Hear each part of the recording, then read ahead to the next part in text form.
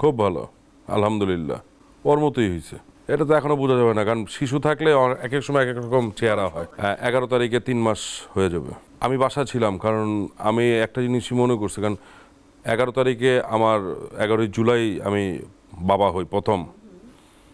তো আমার পিচ্চিকে নিয়েছিলাম, আমি দেশ টেশ চিন্তা করি না, কারণ আমার মাথায় ছিল একটা যে আমার পেট আর আমার পুত, আমি এমনি কথা বলতাম। আমার মা আমাকে বলতো তুই বাসার থেকে বেরোস না কেন, আমি এগুলো না, আমি খালি পেট ঠিক আর আমার পুত ঠিক, তাহলেই সব ঠিক হয়ে যাবে।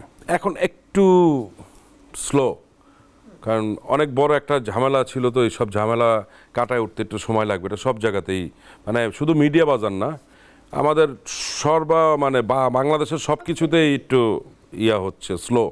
হাতে 3-4টা কাজ আছে, সিরিয়াল চলতেছে, 3টা সিরিয়াল করতেছি, আগামীকালকে একটা সিঙ্গেল নাটকের কাজ আছে। ক্রিকেট নিয়ে মজার গল্প ওরকম নাই আসলে আমার, মানে ছোটোকালে ক্রিকেট খেলতাম।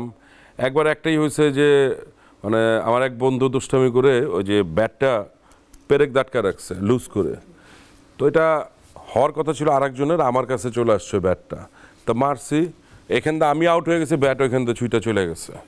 তো তখন অবাক হয়ে গেলাম, কিরে বল লাগলো না ব্যাট লাগলো বুঝলাম না। হ্যাঁ, দুর্ঘটনা ঘটে নাই। আপনাকেও ধন্যবাদ।